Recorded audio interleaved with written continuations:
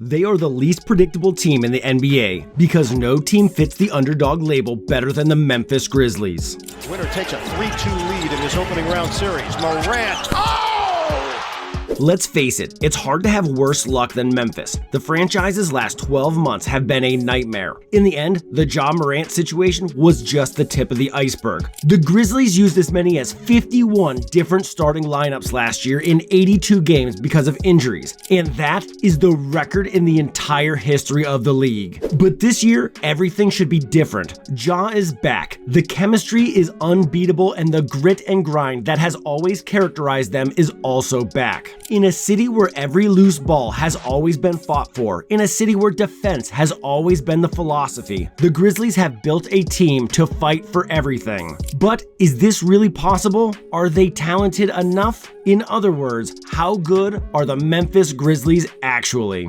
Just 2 years ago, the Grizzlies finished second in the Western Conference after a spectacular breakout season. They did it with a record of 51 wins and 31 losses. But last season, Memphis finished the regular season with a record of 27 wins and 55 losses. When everyone had them pegged as a lock for the playoff spot, even with Ja Morant missing the first 25 games of the season due to suspension, Memphis fell incredibly short of their expectations. Now, it wasn't their fault either. I said at the beginning, the Grizzlies used 51 starting lineups last season because of roster injuries. In fact, Grizzlies players missed a combined 578 regular season games. Plays catch with Jackson, 5 on the 24. Vanderbilt trying to stay with him. Morant inside. Offensive foul. In other words, each player on a roster of 15 missed an average of 38.5 games, which is almost half of the regular season. Yes, on average, every Memphis player suffered a long-term injury. Not only that, but by the end of the season, in a game against the Denver Nuggets, Memphis had 13 of the team's 15 players out. Simply unheard of.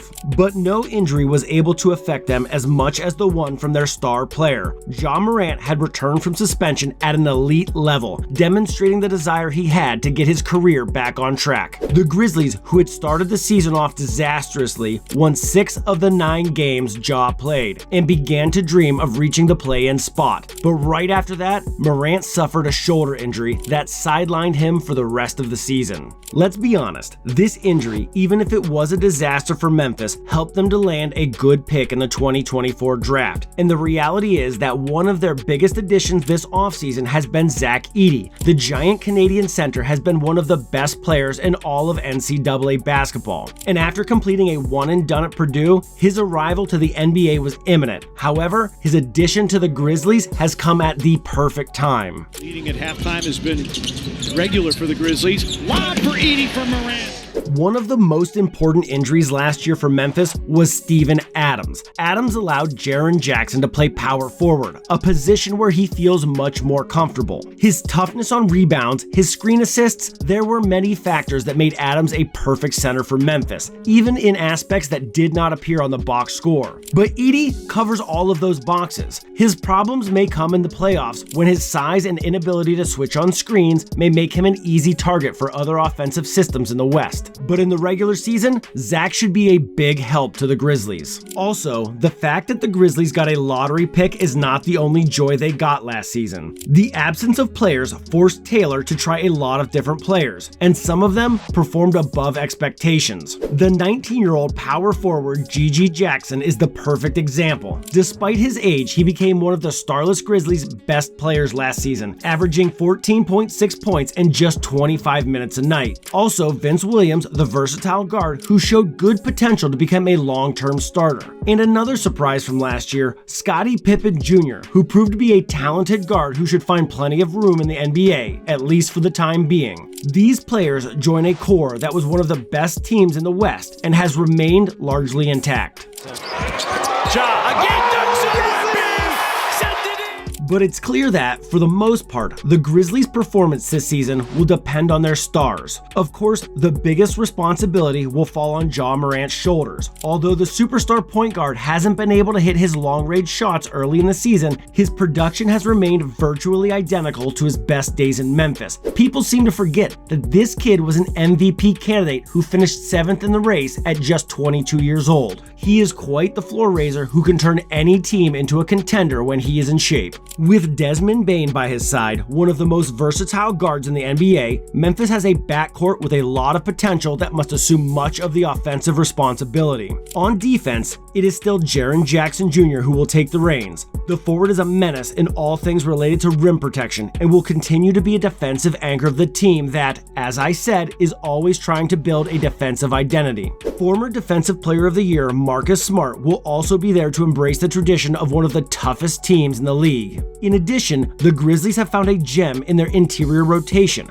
Jay Huff has shown an incredible ability to adapt to the NBA and what have been his first few games in Memphis. But what are the factors the Grizzlies need to focus on? Where does their emphasis need to be to get back to being a winning franchise? The answer is what everyone imagines: the intangibles. They have always been on their side. In the 22-23 season, when the Grizzlies had their breakout regular season, Memphis was the 6th best team in the offensive glass and 8th in the NBA in overall rebounding percentage. The extra possessions these situations generated were key to their success. Morant, a 360 spin and a finish! How ridiculous is... But last season, Memphis ranked 25th in rebounding. Not only that, their high-paced play allowed them to be the 8th fastest playing team in the league 2 years ago. Last season, they ranked 17th. 2 years ago, Memphis was the 3rd best defense in the entire league in terms of defensive rating, making their 25th place ranking in true shooting percentage a minor factor. However, last season, Memphis was the 12th best defense in the league in defensive rating, conceding 3 more points on average per 100 possessions than the year prior. In short, Memphis is a team that likes chaos. They like craziness, and they are a less effective half-court offensive-oriented team. For Memphis to get back to the top of the West standings, they need to build a defensive system that allows them to be aggressive and get out fast in transition. A system that allows them to use their physicality and get back to the grit and grind era. Because the offensive talent of all the players I mentioned, along with Kennard, Aldama, or Brandon Clark, is already there.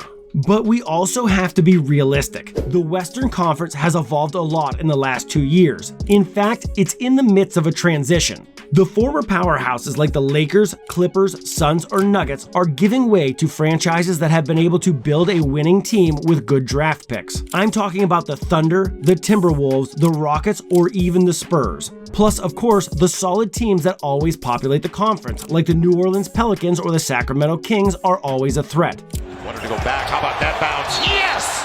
All of these teams are rivals for Memphis now, and many of these teams were no match for them before. In fact, the competitiveness in the Western Conference is at an all-time high. Last season, the Golden State Warriors managed to finish 10th in the conference with a record of 46 wins and 36 losses. The situation was so crazy that the Rockets were out of the play-in after achieving a 50% win percentage. So any number below 48 or 50 wins as of today leaves you in uncertainty. The point is that there are not enough wins during the regular season for all teams to meet their goals, which means, logically, some of them are going to underperform. To be honest, the Grizzlies could be one of them if they don't do their homework on time. There are a lot of pieces that must adjust to playing with the stars that are back, and they have to do it in record time in order to contend for anything in this tough conference. Because like any team that undergoes changes in a short amount of time, whether in the form of injuries or additions, they need to find the rhythm. They need to find that sweet spot that will allow them to be the team they want to be. But if they do, oh man, we could be talking about a top 4 team in the West. So, do you think they'll get it?